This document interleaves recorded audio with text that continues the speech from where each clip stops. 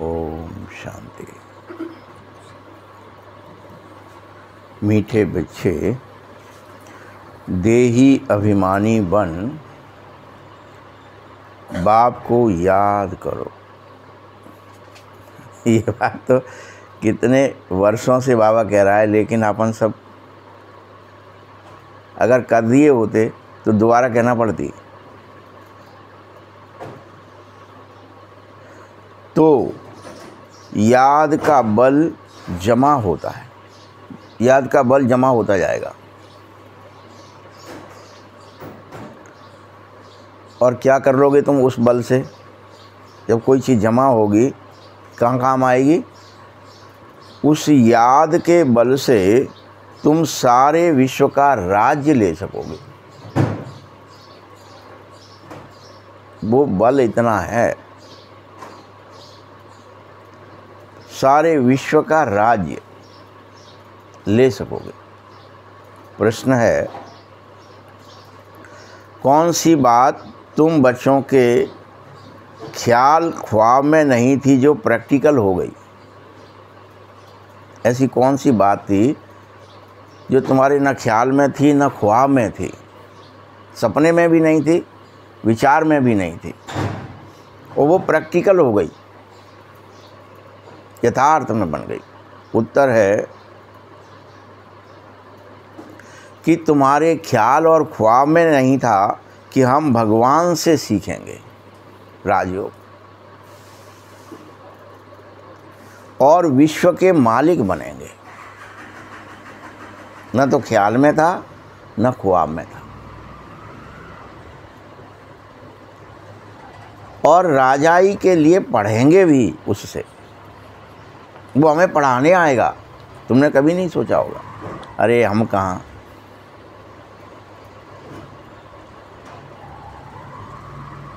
अब तुम्हें अथाह खुशी है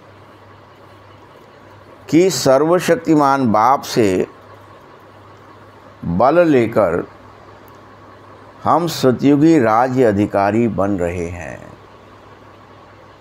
ये तुम्हें अथाह खुशी है।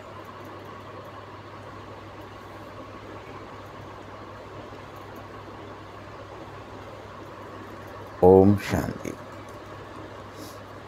यहाँ बच्चियाँ बैठती हैं प्रैक्टिस करने के लिए, आत्माभिमान की प्रैक्टिस। यहाँ तुम बच्चियाँ काहे के लिए बैठे हैं? बच्चे बच्चियाँ प्रैक्टिस करने के लिए।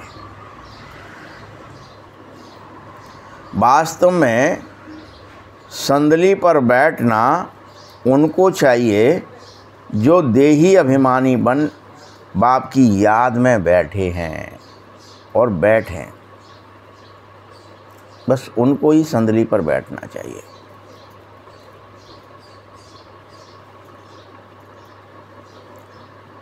अगर याद में नहीं बैठेंगे तो वह टीचर कहला ही नहीं सकेंगे। कपड़ों से नहीं होगा, वैसे नहीं होगा। मेन फॉर्मूला क्या हो गया? या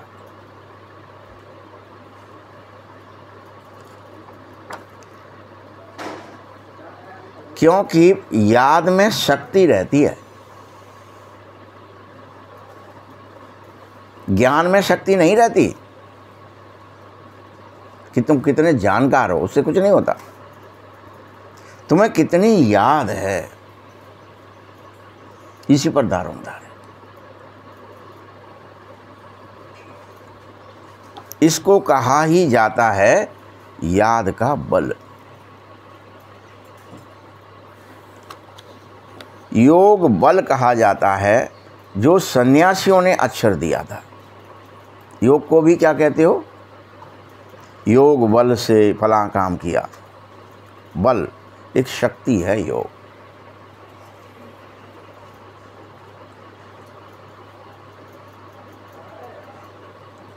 बाबा डिफ़िकल्ट अक्षर काम में ही नहीं लेना चाहता है।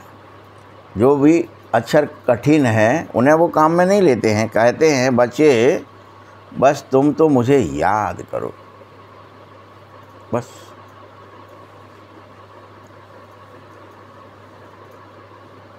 जैसे छोटे बच्चे अपने माँ को या बाप को याद करते हैं ना, वैसे तुम बड़े अगर माँ ना हो तो एकदम वो फुनकने लगेंगे, उफनने लगेंगे। क्या हो गया भाई, एक सेकंड में ही चेक करो छोटे छोटे बच्चों को आप। माँ नहीं रहती तो उनको कुछ अच्छा नहीं लगता, बड़े सब कुछ सजा सजाया हो, हर चीज़ उनके हाथों में हो, आप खाने पीने की चीज़ें दे दो, कुछ भी बहला दो, मम्मी नहीं दिख रही।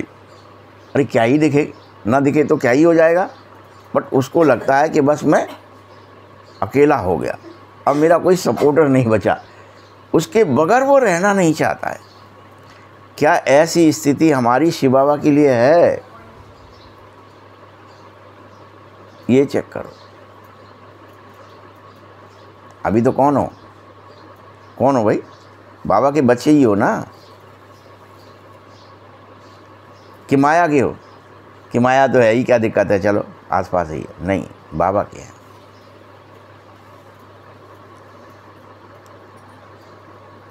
तो जब छोटे बच्चे अपने माँ को याद कर सकते हैं, वह देहधारी हैं, लेकिन तुम तो विचित्र बच्चे हो।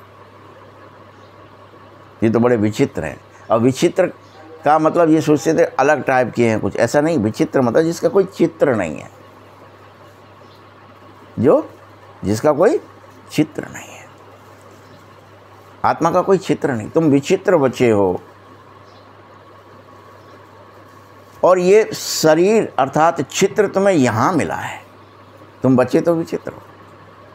ये चित्र तुम्हें, किसी का चित्र कैसा, किसी का चित्र यहाँ मिला है। तुम रहने वाले भी विचित्र देश के ही हो।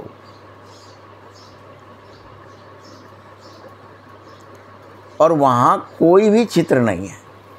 जिस देश के तुम रहने वाले हो वहाँ कोई चित्र ही नहीं है, कोई शरीर ही नहीं है।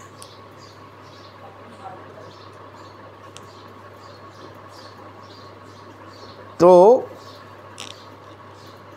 पहले यही पक्का करो कि हम आत्मा हैं।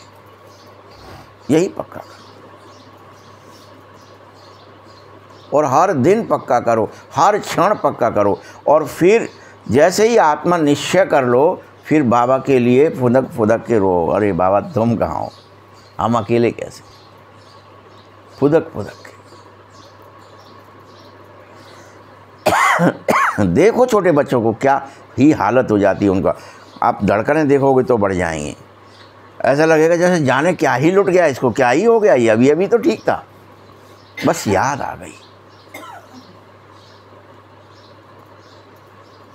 वो सच्ची याद होती है, उसमें कोई स्वार्थ नहीं होता बच्चे को। वो रियल में उसके बगैर अपने को असहाय, अकेला, जाने क्या क्या फील करने लगता है। अब क्या ही होगा, माँ कहाँ चली गई। और हम सब उसके बच्चे हैं, लेकिन उस माँ को या उस पिता को याद ही नहीं करते। उसे कुछ भी कह लो आप, जो मेरा है, जो खास है। इसीलिए बाबा कहता है, देही अभिमानी बनो, हर हाल में अपने को आत्मा निश्चय करो। तुम निर्वाण देश से आए हो, जहाँ वाणी भी नहीं है, निर्वाण मुक्त देश से आए हो। वही सभी आत्माओं का घर है। यहाँ तो ये चित्र में फंस कर पाठ बजाते हो। ये चित्र है जिसमें फंसे, पहना या फंसे, इसमें पाठ बजाया, एक्टिंग करी। पहले कौन आता है? यहाँ तुम्हारी बुद्धि में यह बात होनी चाहिए, दुनिया में कोई जिसको यह ज्ञान हो। बाबा कहता, जो शास्त्र आदि कुछ पढ़ते हो, उन सब चीज़ों को तो भूल ही जाओ। पूरी तरह। पर याद में लग जाओ।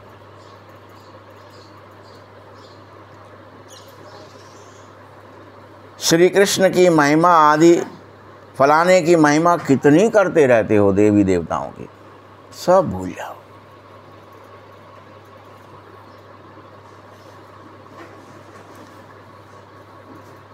जैसे कि हम राम राज्य स्थापित करके गए थे, वैसी याद में आ जाओ कि पुनः राम राज्य स्थापित करना है।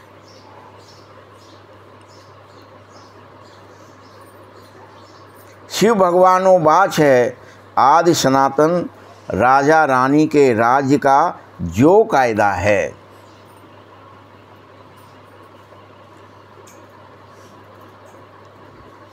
बाबा ने राजयोग सिखा करके हम सबको राजयोगी राजा रानी बनाया। उस ईश्वरीय रस्म रिवाज को भी तुमने तोड़ डाला। वो भगवान ने बनाई थी राजा सिस्टम, आदमी का नहीं था बनाया हुआ। आज भी चींटियों में या कई जगह दीमक में, मधुमक्खियों में, जाने कितनी जगह राजा सिस्टम है ऑलरेडी जो चल रहा है। वैसे मनुष्य में भी ये सिस्टम, ये सबसे ज्ञानवान, गुणवान, शक्तिवान वह राजा, वह रानी। झट देख के समझ जाओ, अरे ये तो कोई राजा रानी हो सकते हैं, ये तो कोई राजकुमार हो सकता है, राजकुमारी हो सकती, इतनी सुंदर है, जरूर राजकुमार होगा, कोई राजकुमारी होगी। इसका अर्थ क्या है? भगवान ने बनाया था। पहचान होती थी सब जगह। सो भी बाबा क्या कह रहा, वो अभी तुमने वो रस्म जो मैंने चलाई थी वो अंत में तोड़ दी।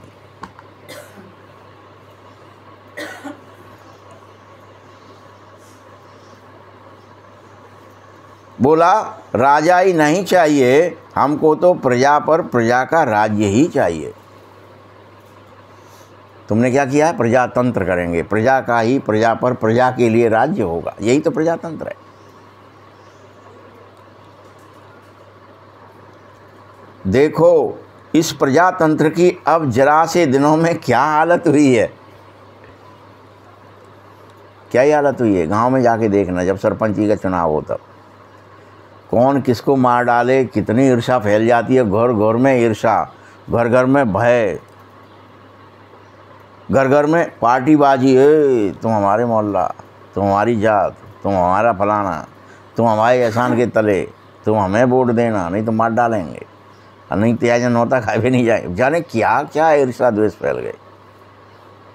तो क्या ही हालत हो गई है जरा सी देर। अभी कितना ही दिन हुआ है चले हुए प्रजातंत्र। दुख ही दुख, लड़ाई झगड़े ही झगड़े हो गए शुरू। मर्डर, चुन भी गए तो मार डालेंगे, तुम बन जाओगे तो क्या हम पैसे देखते हैं, गोली मार देंगे। हो रहा है कि नहीं गाँव गाँव में? जाके देखो जब चुनाव हो तब।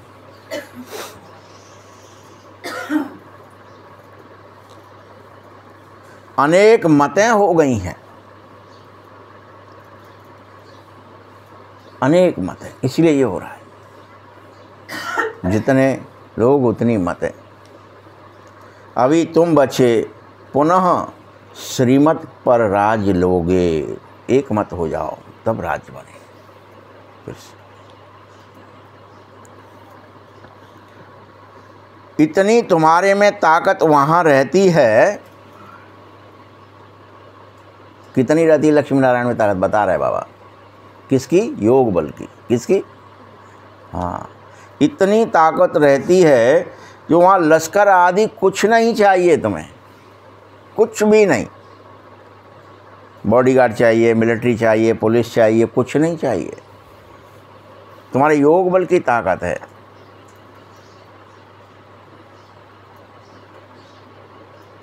यहाँ तुम उसको ये कहते थे कृष्ण के पास, तो तब तो झट से सुदर्शन आ जाता था उंगली पे, ये हो जाए, इसलिए लोग डरते थे। और ये पता नहीं क्या ही कर देंगे, ये इनके लिए सेना की ज़रूरत ही नहीं है।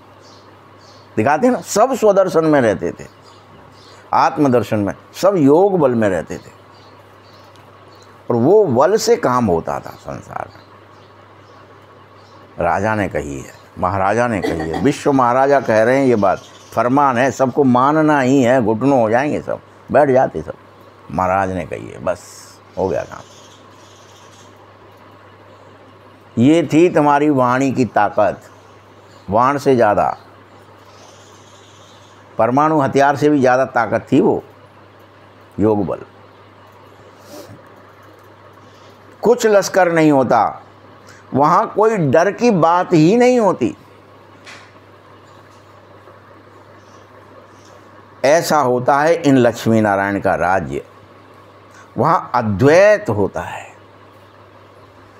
द्वैत नहीं होता, दो होते ही, अद्वैत, एक बस। एको ब्रह्म द्वितीयो नास्ति, ऐसे बोलते थे, एक होता है।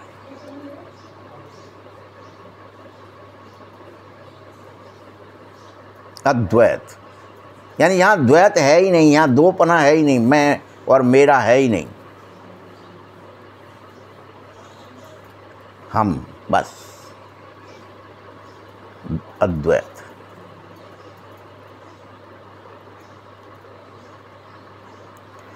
वहाँ दो न होने के कारण ताली बज न सके, कोई लड़ाई, कोई झगड़ा, कोई झंझट, कोई तेरा में हो ही नहीं सकता। द्वैत ही नहीं है, ताली कैसे बजे, एक हाथ से बजेगी ही नहीं। अद्वैत बाबा ने समझा दिया, इसलिए वेदों में भी स्टार्टिंग यही लिखती हैं। सारे वेद क्या कहते हैं, जब से भी कहते हैं तब से वेद कहते हैं पहले अद्वैत था, एक ही वेद था, सब कुछ अद्वैत था। शंकराचार्य ने भी शुरू किया तो पहले अद्वैत लिखा, फिर द्वैत लिखा, फिर द्वैताद्वैत लिखा, फिर और दूसरे उनके चेलों ने, मतलब ये अद्वैत दूसरे चेलों ने लिखा, द्वैताद्वैत और तीसरे चेलों ने, और नीचे पीढ़ी और नीचे पीढ़ी, अभी तो क्या ही हो गया, सब खंडित हो गए, वो वेदांत खत्म हो गया। वेदांत क्या है, वेदांत मुरली का ये सार है, जो भगवान कह रहा है कि लक्ष्मी नारायण का राज्य में न लश्कर चाहिए, न कोई भय होता है, योग बल से संपूर्ण पृथ्वी पर सब जीव जंतु पर सब उनकी बात मानते हैं, सब। ये नहीं कि आदमी मानता था सिर्फ, सांप भी मानता, बिच्छू भी मानता, सब मानते, मोर भी मानता, पपिया भी मानता, हाथी भी मानता, इतना योग।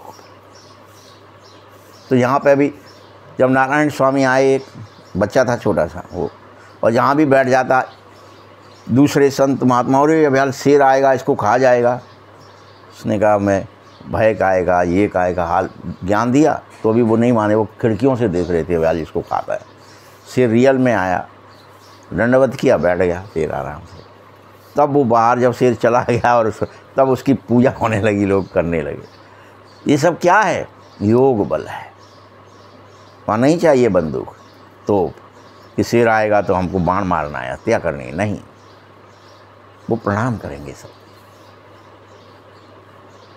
आप समझिए वो ताकत को, और हम सब याद ही नहीं करना चाहते बाबा को, क्या ही हो जाएगा। वो ताकत है रियल।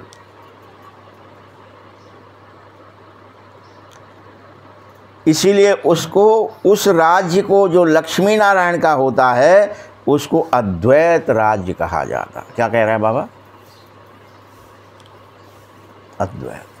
अब वेद से भी ज़्यादा श्रेष्ठ हुई मुरली के नहीं हुई, जहाँ पे द्वैत अद्वैत से भी ऊपर की बात कही जा रही है। कैसे होता है,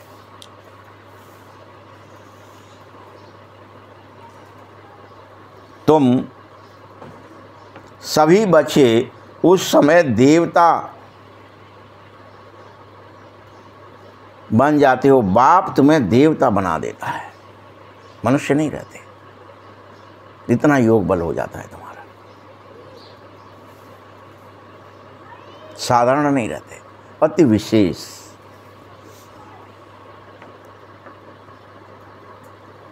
फिर धीरे धीरे वो द्वैत से दैत्य बन जाते हो और रावण राज्य शुरू हो जाता है। मैं और मेरा द्वैत, दैत्य बन जाते हो। जहाँ अद्वैत थे वहाँ द्वैत हुए, फिर दैत्य हो गए। यानी हर एक की अपनी अपनी मत, उसको दैत्य कहते हैं।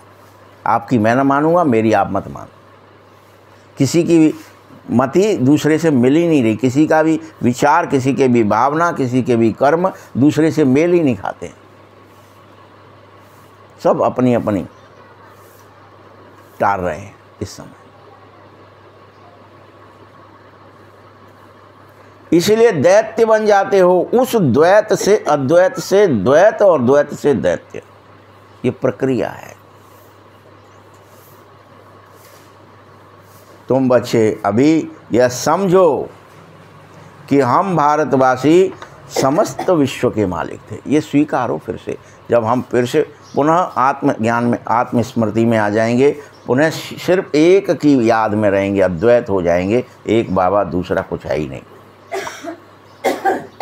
और वो कितना समर्थ है, कितना समर्थ है, उसके लिए क्या लिख दिया है रामचरितमानस में भी। ये सबको हजारों बार मुरलियों में बताया होगा आप सबको कि जो चेतन को जड़ करे और जड़े करे चेतन, अस समरथ रघुनायक भजई जीव ते धन्य। जो परमात्मा की शक्ति क्या है, वो रघुनायक कैसा है, जो चेतन को जड़ कर सकता है, जड़ को चेतन कर सकता है, जो इतना सामर्थ्यशाली है, अस समरथ। और उसको जो कोई याद करे वो जीव धन्य हो जाता है।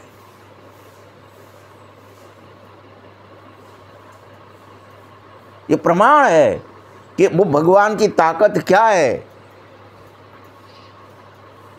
वो चेतन को जड़ कर सकता है, जड़ को चेतन कर सकता है। उसके लिए जड़ चेतन भी अद्वैत है, क्योंकि वो अद्वैत है, वो एक ही चीज़ है। ना तो ये अलग है, मैटर अलग नहीं है, आत्मा अलग नहीं है। शरीर और आत्मा को भी, आत्मा को शरीर और शरीर को आत्मा कर सके, इतनी ताकत है बाबा में। समझो इस बात को, इसलिए उससे प्यार करो।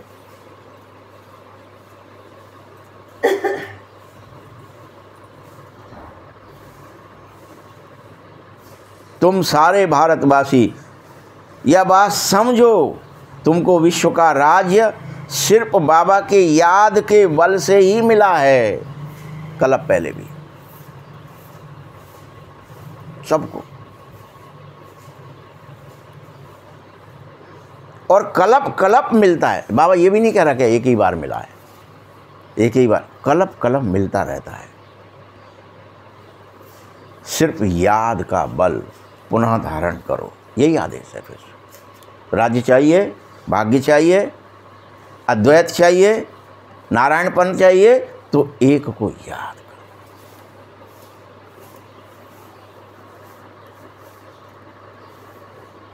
बल पढ़ाई में भी बल है, बहुत ही थोड़ा। उस योग बल में जो बल है वो बहुत पावरफुल है। पढ़ाई में बल है वो, जैसे कोई बैरिस्टर बन जाता तो उसमें उस बैरिस्टरी का बल आ जाता कि वो पैसे कमा सकता है, बस उतना ही बल है। खाना खा सकता है, वो किसी जगह ट्रैवल कर सकता है, धन आ गया तो हवाई जहाज़ में, कहीं किसी में, बस उतना ही बल है ज्ञान में। लेकिन योग में पूरा बल है। तुम योग बल से समस्त विश्व पर राज्य करते हो, इतना बल है योग में। जड़ चेतन पर राज्य करते हो, चराचर पर राज्य करते हो। पहले खुद पर राज्य करते हो, स्वराज्य, और वो प्रत्येक बनते हो जो भी पढ़ रहा है कि मेरा मन पर, बुद्धि पर, संस्कार पर, इंद्रियों पर, शरीर पर, माया पर, प्रकृति पर राज्य हो जाए। यही तो आपकी पढ़ाई है। इसके लिए कोई आपको तलवार नहीं चाहिए, तीर नहीं चाहिए, बंदूक नहीं चाहिए, तोप नहीं चाहिए, बस याद का बल। और तुम्हारा मन वश में हो जाएगा, बुद्धि वश में हो जाएगी, संस्कार वश में हो जाएंगे, इंद्रियां वश में हो जाएंगी, शरीर वश में हो जाएगा, प्रकृति और माया सब वश में हो जाएंगे। बस पहले ये राज्य करो, फिर विश्व राज्य करो, अद्वैत राज्य। तुम सर्वशक्तिमान बाप से बल लेते हो, तुम्हें मिलता ही उसी से बल है। तुम कहते भी हो बाबा हम कल्प कल्प आपसे सतयुगी स्वराज्य लेते हैं, कल्प कल्प आपसे, और फिर धीरे धीरे गंवा देते हैं। लेते तो हैं लेकिन रहता नहीं स्थायी। आप सब दे देते हो हमें याद के बल से, लेकिन फिर वो गंवा देते हैं और फिर लेते हैं।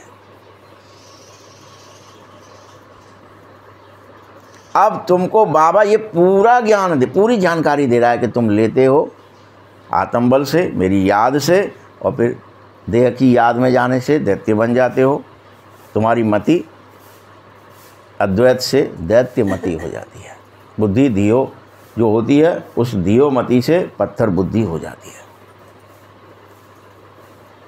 बुद्धिहीन हो जाते हो, बलहीन हो जाते हो, ज्ञानहीन हो जाते हो, खत्म, विवेक नहीं रहता।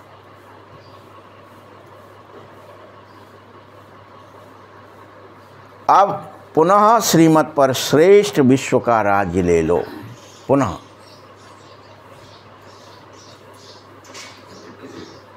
और फिर विश्व को श्रेष्ठ बनाओ, विचार से, भावना से, कर्म। सबके कर्म कैसे हों? सबको सुख देने वाले हों। दुख देने वाला कर्म कोई कर न सके। फिर इतना भय हो तुम्हारा। बैठे हैं देवता, कहीं रूठ गए तो ब्रकुटी विलास सृष्टि लय होई, मतलब वो कहूँ उन्हें ब्रकुटी हिला दी तो प्रलय आ जाएगी। इतनी डर है नारायण का। ये मत सोचिए कि नारायण में से कोई डर नहीं, उसको ऐसे ही मान लेते हो आप। कोई वहाँ विचार भी गलत नहीं कर सकता, भाव भी गलत नहीं ला सकता उनके होते हुए।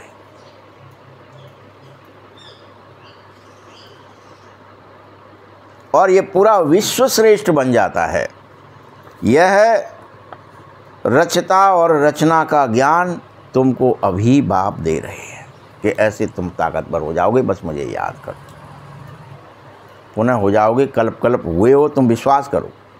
अभी तो हमको, आपको, किसी को विश्वास ही नहीं होता होगा कि अच्छा इतनी ताकत आ जाएगी। बाबा तो कोई चमत्कार नहीं दे। अरे देवी देवताओं तो ताकत होती है भाई, दिखाइए ना। दैत्य पने में फिर क्या हो जाता है? तुम देवी देवता हैं, पना खत्म कर लेते हो स्वयं ही दैत्य पने में। इन लक्ष्मी नारायण को भी यह सृष्टि का ज्ञान नहीं होगा कि हमने राजाई ये ली कैसे। ये वो भूल जाएंगे हम राजाई लेने के लिए तपस्याएं करी थी, या बाबा को याद किया था, या संगम युग पर पढ़ाई पढ़ी थी, या क्या किया, पवित्र रहे थे, निर्मल बने थे, कुछ किया था, भूल जाओगे। वैसे भी सुख मिल जाता है तो हम क्या ही करके मिल गया ना, बस खत्म। यहाँ तुम पढ़ रहे हो, फिर वहाँ जाकर राजाई करोगे।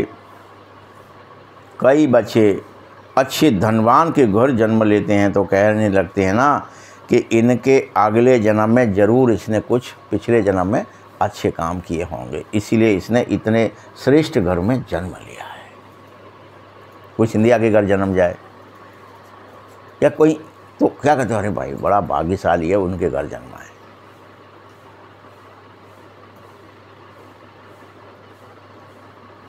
ज़रूर कोई अच्छे दान पुण्य आदि किए होंगे, क्योंकि जैसा कर्म वैसा जन्म होता ही है।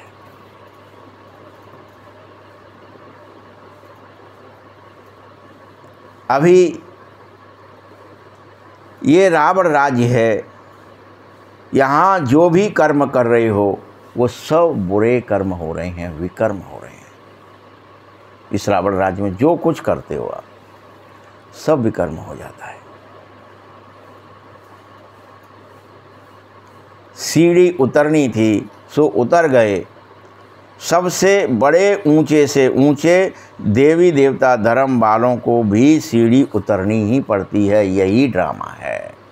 आप सोच रहे होंगे नारायण भी सीढ़ी उतरते हैं क्या? हाँ, उतरते हैं। इतनी ताकत थी वो शक्तिहीन हो जाते हैं। हाँ, हो जाते हैं। ज्ञानहीन हो जाते हैं। हाँ, हो जाते हैं। बुद्धिहीन हो जाते हैं। हाँ, हो जाते हैं। विकार ऐसी चीज है, देह अभिमान ऐसी ही चीज है। हर एक को सतो से रजो, रजो से तमो में आना ही है। हर एक को, चाहे कोई भी हो, नारायण हो, चाहे लक्ष्मी हो, चाहे देवी देवताएं हो, कोई भी हो, हर चीज नई सो पुरानी होती ही है। वही नियम सब पर लागू है। आप कितना ही अच्छा मकान बना लो, महल बना लो, वो पुराना ही होगा। कपड़ा कितना ही अच्छा पहन लो, बना लो, पुराना ही होगा। हर चीज़ पुरानी हो। वैसे ही आत्मा के अंदर कलाएं भी पुरानी हो जाती हैं। इसीलिए तुम बच्चों को अथाह खुशी होनी चाहिए। तुम्हारे ख्याल और ख्वाब अर्थात संकल्प और सपने में भी नहीं आना था कि हम वास्तव में पुनः विश्व के मालिक बन सकते हैं। इस समय था क्या? जहाँ घरों में, गांव में, जगह जगह जन्मे थे, क्या ही हालत थी। विश्व का मालिक, ये तो ख्वाब। नारायण पद, जिसका संसार, प्रकृति, माया सब क्या है, उसकी क्या दिखाई है? आवाहन मात्र से गुलामी। जो हुक्म मेरे आका, जो हुक्म मेरे आका। माया क्या ही करती है? गुलामी करती है तुम्हारी। तुम्हें गुलाम बना नहीं सकती। जो हुक्म मेरे, ऐसा करो जो हुक्म मेरे आका। बस कहना है, संकल्प किया नहीं, वो आज है। इसके लिए कथाएं लिखी हैं फिर, अनेकों कथाएं कि कृष्ण मुरली बजाना चाह रहे हैं। उन्हें कहा ये मुरली हम बजाएं? नहीं कहा आप क्या बजाओगे लल्ला, अभी तो छोटे हो। नहीं कि तो कहा है तुम दे दो हमें, छोटी दे दो मुरली, भाई हम मुरली बजाएंगे। अब मुरली बजाई तो क्या ही हुआ? उन्हें कहा ऐसे नहीं बजाते तो क्या ही करूं? कैसे डायलॉग बाजी है ना, वो तो पिक्चर बनाते हैं तो, कि आप एक काम करो, सरस्वती माँ से कहो। लेकिन कैसे कहना है बताओ? ऐसे ऐसे कह दो, हे सरस्वती माँ आ जाओ, हमारे कंठ में बैठ जाओ और हमारी मुरली तुम बजा जाओ। तो जैसे ही कहा तो क्या हुआ? हाँ मेरे प्रभु बोलो। सरस्वती क्या करने लगी? क्या आदेश है? तो जैसे जैसे वो कह रहा था वैसे हमारे कंठ में बैठ जाओ, हमारी मुरली बजा जाओ। लेकिन जो आ गया मेरे प्रभु, खट से मुरली ऐसी बजी, वो साष्टांग प्रणाम करने लग गया। उन्हें कि प्रभु जी क्या हुआ? जब देखा नंद बाबा ने, सब ने देखा, तो क्या हालत हो गई? लल्ला जरूर कोई कछू है, वो जो है ना फलाना, जो वो बांसुरी बेचता है, वो वाके पाँव छू रहा हो, जो करो लल्ला जी कितनी अच्छी मुरली बजा दी तूने। तो ये क्या है? यानी क्या दिखाया है? वो तुम्हारे आदेश पर कोई भी देव, कोई भी देवी, कोई भी शक्ति, कोई भी कुछ भी हो, वो सब हाजिर हो जाए। सब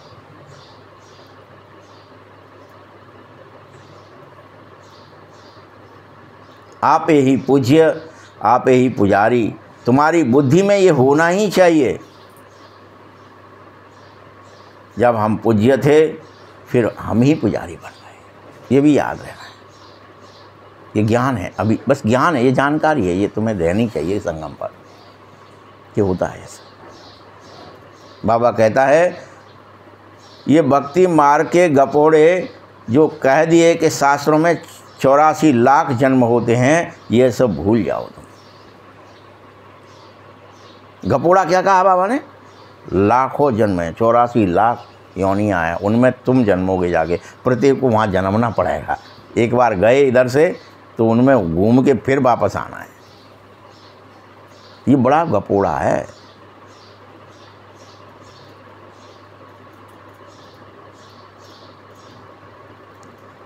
तुम यहाँ अभी सब समझो, रावण राज्य क्या, राम राज्य क्या। और कोई की बुद्धि में आए ना आए, बल तुम रावण को हर साल जलाते, वो दुश्मन है, लेकिन जानते नहीं कि विकार पांचों मनुष्य के रियल में दुश्मन है। जानते नहीं, इसलिए जलाते रहते। कोई नहीं जानते रावण कौन है, ये भी नहीं जानते, बस जला देते। जलाया जाता है, दशहरे का दिन है, लगा दो आग। जो अपने को संगम युगी समझें, उनकी स्मृति में ये जरूर रहेगा कि अब हम पुरुषोत्तम बन रहे हैं और हमको भगवान सिखाकर नर से नारायण, नारी से लक्ष्मी बना रहा है। हमको ही भगवान भ्रष्टाचारी से पुनः श्रेष्ठाचारी बना रहा है। हमारा प्रत्येक आचरण जो भ्रष्ट है, अभी हमारा देखना, हमारा सुनना, हमारा बोलना, हमारा सोचना, हमारा समझना, सब भ्रष्ट है। आचरण हमारा करना, वो भगवान हमको रोज़ सुना सुना के श्रेष्ठाचारी बना देता है। नहीं, तुम आचरण को सुधारो बच्चे, तुम आचरण को सुधारो। रोज़ टोकता रहता है, टोकता। फिर तुमने गलत बोल दिया, गलत देख लिया, गलत सुन लिया, गलत सोच लिया, गलत कर लिया। नहीं, शक्ति है, मनाही है।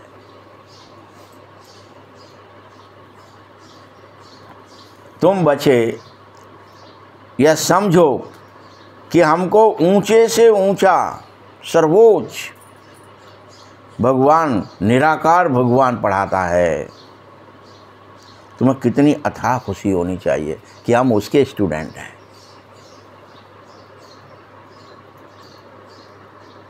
ये बुद्धि में रहना चाहिए। ये कोई कॉमन टीचर नहीं है बाबा, कि जैसे और टीचर होते हैं कॉमन, वैसे ही बाबा भी एक टीचर नहीं। बाबा अति विशेष टीचर है, विशेषताओं से भरा है।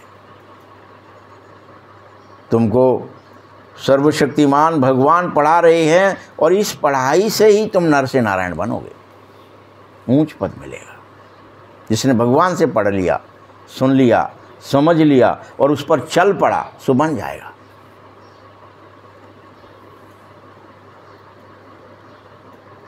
कितना अच्छा पढ़ाता है बाबा, और कितना सरल है पढ़ना।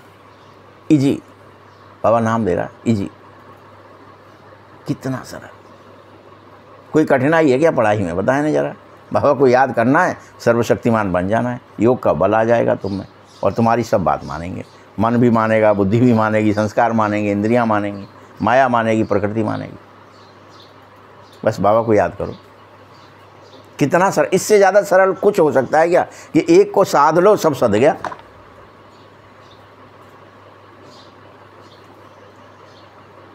और हम फिर कुछ और कर लें, भाई याद ना कर पा रहे, और कुछ तुम बताओ ते कर लेंगे।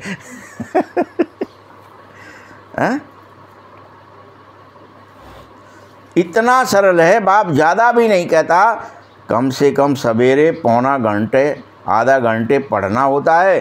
सारा दिन धंधे आदि में तुम भूल ही जाते हो कि सवेरे याद में बैठना था तो क्या कहा था, मुरली सुनी थी आधा घंटे पौने घंटे में तो क्या सुना था, ये भूल ही जाते हो। फिर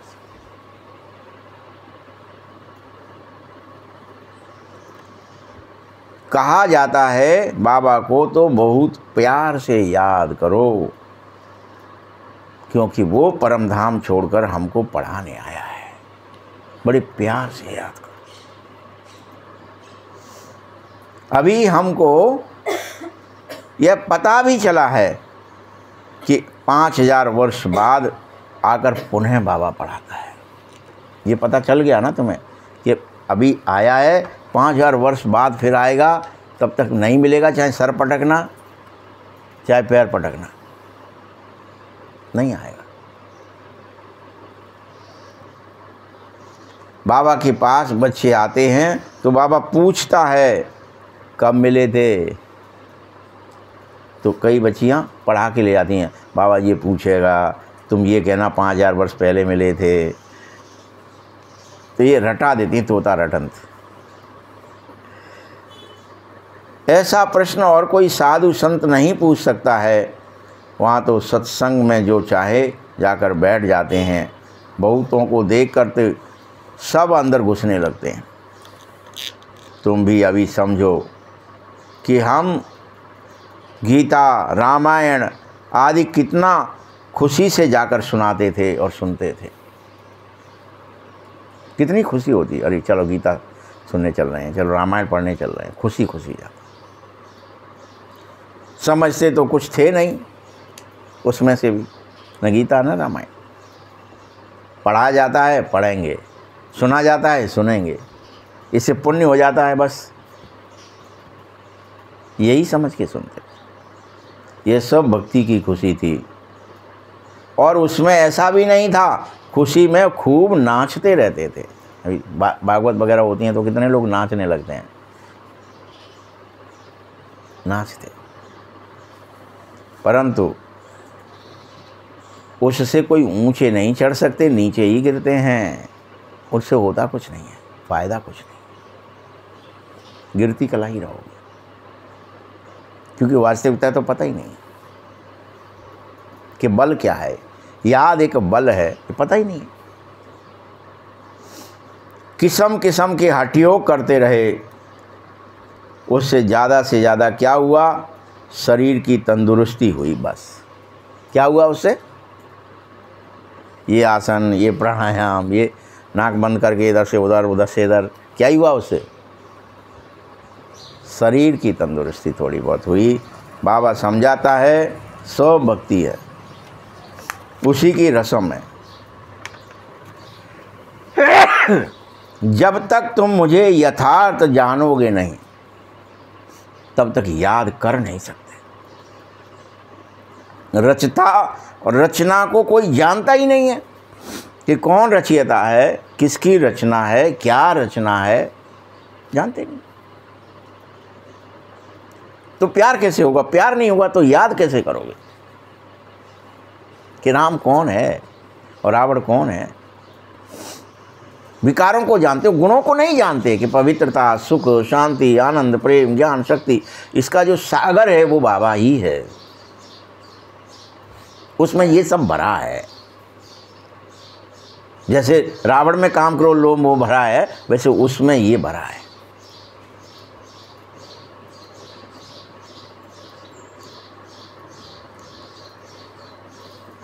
तुम जानने मात्र से सॉल्वेंट बनने लगोगे, न जानने से भारतवासी इनसॉल्वेंट बन पड़े हैं।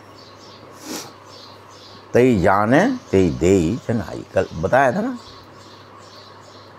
तो गपोड़े मत मारिए, क्या क्या दुनिया में हो रहा है, कितने पैसे, सोना आदि कितना लूट रहे हैं लोग, बेवजह ही अत्याचार, भ्रष्टाचार, पापाचार, छल बढ़ रहा है।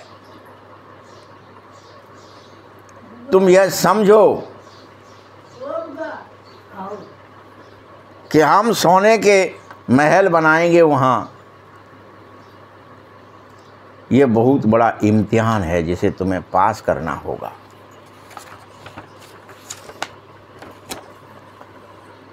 इसके लिए क्या करते हो, बोलो।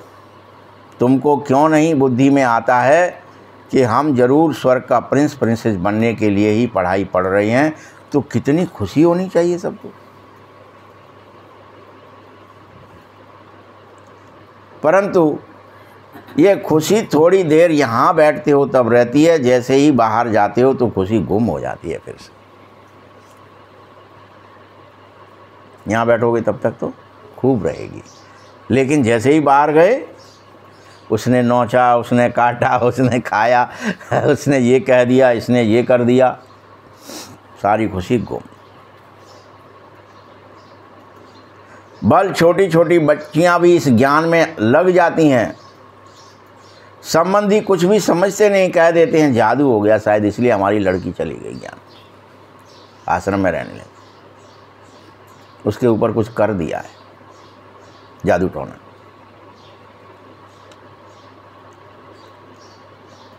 मीठे बच्चों,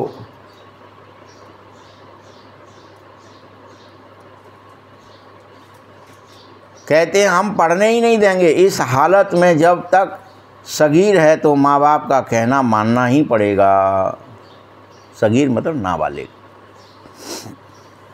हम भी ले नहीं सकेंगे क्योंकि बहुत खिटपिट पड़ी रहती है। कौन कोर्ट केस के चक्करों में पड़ेगा, कौन सरकारों के चक्कर में पड़ेगा।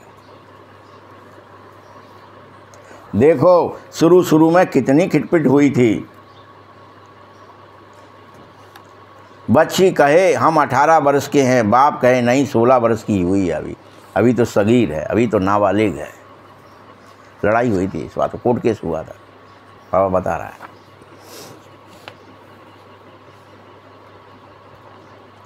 झगड़ा करके वापस पकड़ के ले जाया करते थे। सगीर माना ही बाप के हुक्म में चलना है। बालिग है तो चाहे सो करो। कायदे भी हैं कि तब तक सगीर हो तब तक माँ बाप के हुक्म में चलना पड़ेगा, वो कहेंगे वैसा करना पड़ेगा। जैसे तुम्हारे को तो बुद्धि ही नहीं आई है अभी, तुम तो निर्णय ले ही नहीं सकते। बाप कहता है जब बाप के पास आते हो तो एक कायदा है, इसीलिए फिर बनाया गया है कि अपने लौकिक माँ बाप से चिट्ठी लेकर आओ। जैसे वो झंझट मुझे नहीं हो कि हाँ हम परमिशन दे रहे हैं अपने बच्चे को बच्ची को, आप इस स्कूल में इस कॉलेज में पढ़ाओ। हमने अपनी मर्ज़ी से अपनी स्वेच्छा से भेजा। वो चिट्ठी वो रख लेते, उस पर उनके माँ बाप के दस्तखत होते, तो वो झंझट और कोर्ट केस का चक्कर नहीं रहता। ये सब भी संगम पर ही करना पड़ता है, यहाँ के नियम यहीं मानने पड़ेंगे। आप ये नहीं कह सकते बाबा भी कि हम भगवान हैं तो हमारे नियम शुरू हो जाएंगे, हम तो तुम सबको बालिग 10 वर्ष में बना देंगे। 18 वर्ष माने 18 वर्ष, और 18 वर्ष से पहले नाबालिग तो नाबालिग।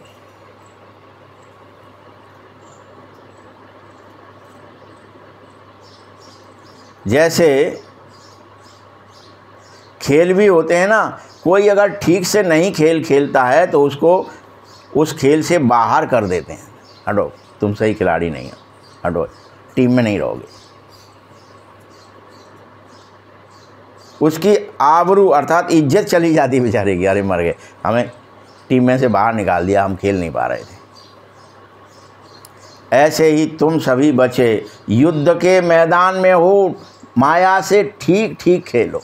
नहीं बाबा तुम्हें क्या कर देगा, टीम से बाहर, हटो, तुम ब्राह्मण नहीं हो, तुम खेल ही नहीं पा रहे, तुम बार बार आउट हो रहे हो, बार बार क्रोध काम लोभ मोह में जा रहे हो, ये ठीक नहीं। कलप कलप आकर माया पर जीत बाप पहनाता है। मुख्य बात है पवित्र बनने की, क्योंकि पतित बने हैं विकारों से, इसीलिए बाप का आदेश है काम महाशत्रु है, इसे मारो, ये बाप का आदेश। आदि मध्य अंत दुख देने वाला है। जो ब्राह्मण बनेगा पवित्र बनेगा सो फिर वही देवी देवता धर्म में देवी और देव बनेगा। पहले ब्राह्मण बनना पड़ेगा, फिर धीरे धीरे फरिश्ते और देवता बन जाओगे। तुम ब्राह्मणों में भी नंबरवार होंगे, कोई तो समा पर परवाने आएंगे, तो कोई तो जल मरेंगे, तो कोई तो सिर्फ फेरी देकर वापस चले जाएंगे। 3 तरह के होंगे।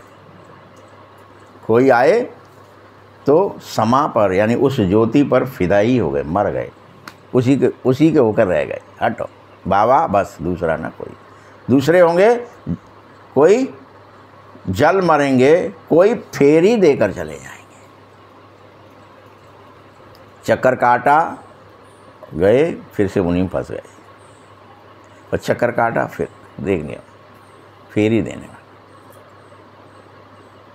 यहाँ भी तुम आए हो, तुम में भी कोई एकदम फिदा होने वाले हैं, कोई सुनकर चले जाने वाले हैं। पहले तो ऐसे भी आए थे बाबा के पास जो खून से लिख कर दे रहे थे, बाबा हम आपके हैं, ये अपने खून से लिख रहे हैं। खून निकाला, चिट्ठी लिख दी और उस पर लिख दिया हम आपके हैं।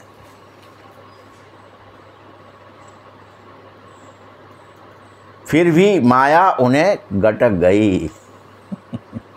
ये ज़्यादा ही डींगे मारे कोई तो भी अहंकार आ जाता है। पता है, हम तो बहुत ही ज्ञानी हैं, बहुत ही योगी है, बहुत ही ऐसे, हम तो कबू नहीं छोड़ेंगे। समझो वो माया अब उसकी परीक्षा लेगी और उसको छुड़वा ही देगी।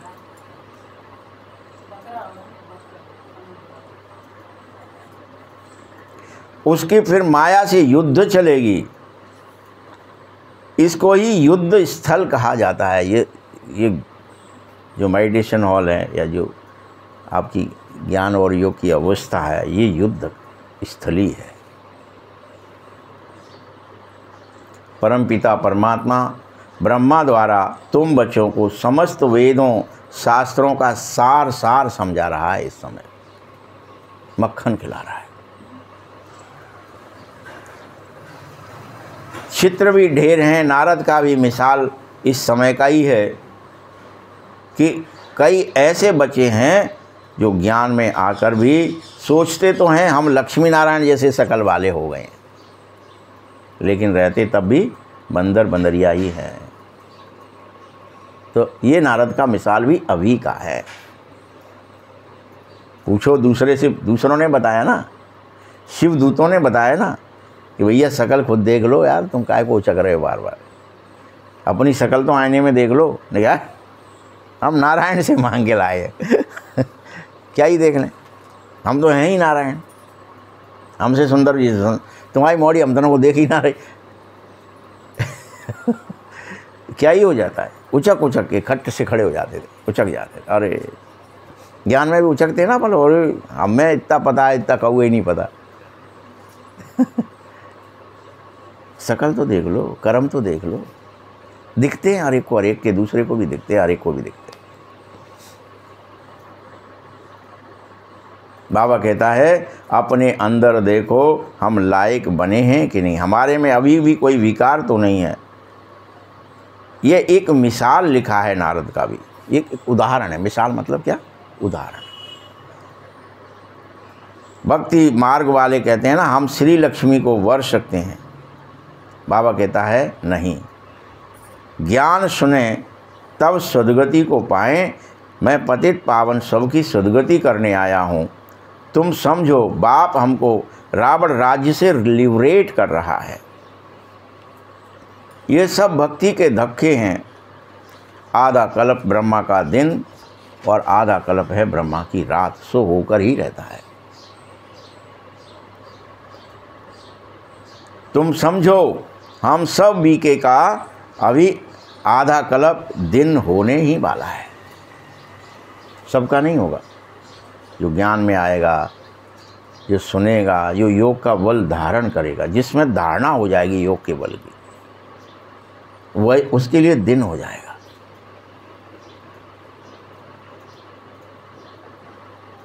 सुखधाम में हम होंगे, वहाँ कोई भक्ति नहीं होगी, कोई अंधविश्वास या अंधश्रद्धा नहीं। जो होगा वो यथार्थ होगा। हम सब पहले रफ पत्थर थे, फिर धीरे धीरे बाप हमें शीरान अर्थात धार पर चढ़ाता है। रोज़ बाबा क्या करता है, हमारे को रफ पत्थर हैं, हमें शीरान पर चढ़ा देता है, हमें मशीन पर चढ़ा के हमें रेतता है, हमें मांझता है, हमें चिकना करता है, हमें बनाता है मूर्ति। पत्थर नहीं रखता, धीरे धीरे मूर्ति बनाता है। यह बाबा तो जौहरी भी था ड्रामा अनुसार, इसीलिए शिव बाबा ने रथ भी अनुभवी लिया है, परख वाला, पारखी। गायन भी है गांव का छोरा। तो कृष्ण कोई गांव का छोरा नहीं था। दिखाते ना, कृष्ण एक गांव में रहता था, गोकुल एक गांव था, बरसाना एक गांव था जहाँ की राधा रहने वाली थी। ऐसे गांव दिखा दिए, जबकि गांव नहीं है। वहाँ तो सतयुग है, वहाँ तो सब झूलों में झूलते हो, ताज पहनते हो। उसको गांव का छोरा कह ही नहीं सकते। गांव के छोरे तो तब तक ही हो जब तक तुम श्याम हो। तब गाँवड़े वाले हो। काम क्रोध लोभ मोह भरा है, इसलिए गाँवड़े वाले हो। अब तुम सुंदर बनने आए हो। बाप ज्ञान का किस सिरान पर चढ़ा रहा है।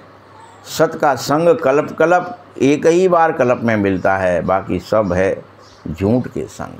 इसीलिए hear no evil, see no evil, think no evil. ऐसी बातें सुनो जहाँ हमारी तुम्हारी गिलानी करने वाले हैं, उनसे दूर हो जाओ। जो कुमारियाँ ज्ञान में आई हैं वह तो कह सकती हैं कि हमारा बाप की प्रॉपर्टी में हिस्सा है, क्योंकि हम उनसे भारत की सेवा अर्थ सेंटर खोले हैं। ये कन्या दान देना ही है, इसको ही कहते हैं कि हम कन्या को दान दिया, ईश्वर अर्थ यूज किया। बहुतों का कल्याण करो, तुम्हारा ईश्वरीय मिशन है। तुम पत्थर बुद्धि से पारस बुद्धि बनने का पूरा प्लानिंग करो। रोज मुझे हर हालत में अपने स्वभावों संस्कारों को बदलना है, चरित्र बदलने हैं, चित्र बदलने हैं, विचित्र बनना है।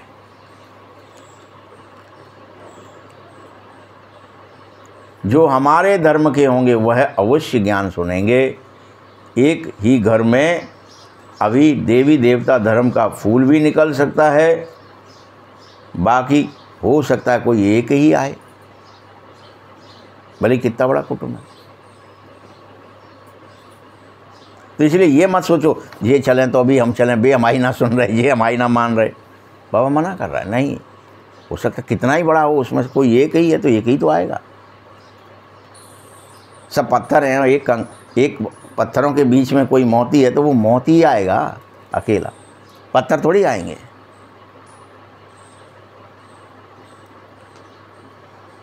बाप सब आत्माओं को पवित्र बनाएगा, सबको ले जाएगा। इसलिए बाबा ने समझाया है, संगम के चित्र पर ले जाओ। इस तरह एक तरफ कलयुग, दूसरी तरफ सतयुग, ये सिखाओ, समझाओ कि सतयुग में तुम देवता होते हो और कलयुग में तुम्हें असुर कहलाते हो। ये बात समझाओ। कोई और असुर नहीं बनता है अलग से, ये दिमाग से निकाल दो। और कोई अलग से देवता नहीं बनता है। ये देवताएं अलग होते हैं, असुर अलग होते हैं, और असुरों को ऐसे कोई हाथ पैर अलग होते होंगे, दांत अलग होते होंगे, हैं।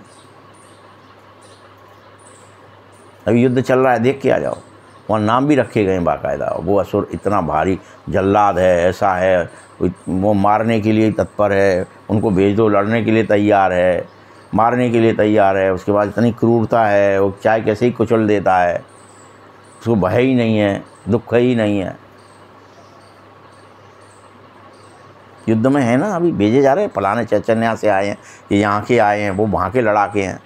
ये सब असुर है, जिनको लड़ना ही अच्छा लग रहा है, उससे खुशी हो रही है कि हमने इतनी लाशें बिछाई, इतने लोगों को मारा, इतनों को कुचला, इतनों को काटा।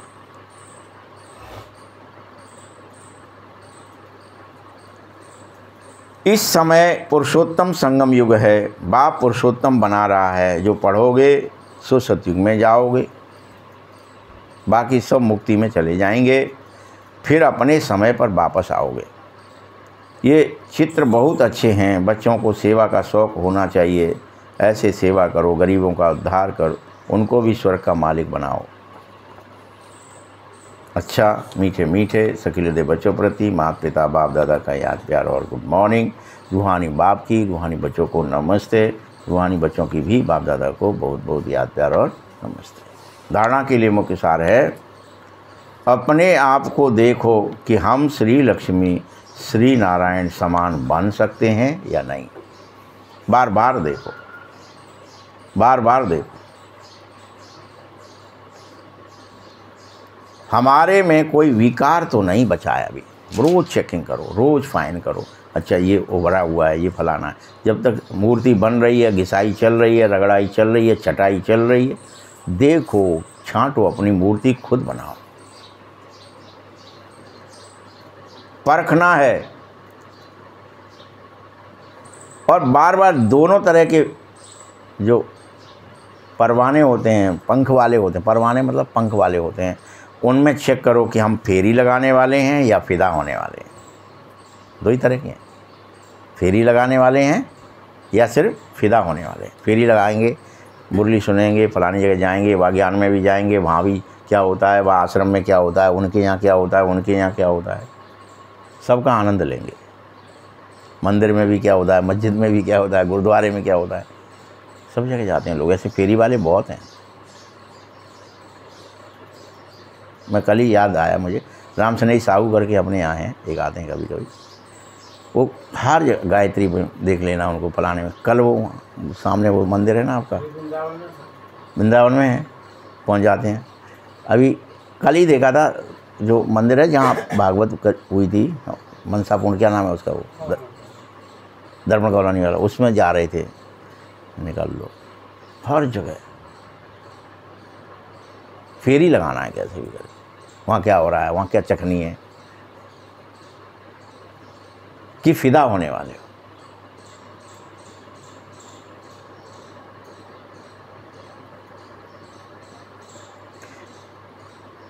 बाप जो है ऐसे मैनर्स चाहिए कि उसकी आबरू न जली जाए तुम्हारे कर्म से। उसकी बेइज्जती होगी तुम उसका बनने के बाद कुछ गड़बड़ करते। दूसरा पॉइंट है, अथाह खुशी में रहने के लिए सवेरे सवेरे प्रेम से बाबा को याद करिए, पढ़ाई पढ़िए। भगवान हमें पढ़ाकर पुरुषोत्तम बना रहा है, हम संगम युग पर हैं, इसी नशे में दिन रात रहो। इसी नशे, भगवान पढ़ा रहा है, भगवान पढ़ा रहा है, और हम नरसिंह नारायण बन रहे हैं। दैत्य से पुनः देवता बन रहे हैं। हम ही दैत्य थे, हम ही देवता थे, तो हम पुनः दैत्य बन गए हैं, तो देवता बन रहे हैं। एक मत हो रहे, अद्वैत हो रहे हैं। फिर से जो द्वैताद्वैत हो गए हैं, जो दैत्य हो गए हैं, उससे पुनः अद्वैत हो रहे हैं। एक बाबा, दूसरा ना कोई, बस। अद्वैत का मतलब यही है, और कोई 10-20 मतलब नहीं है।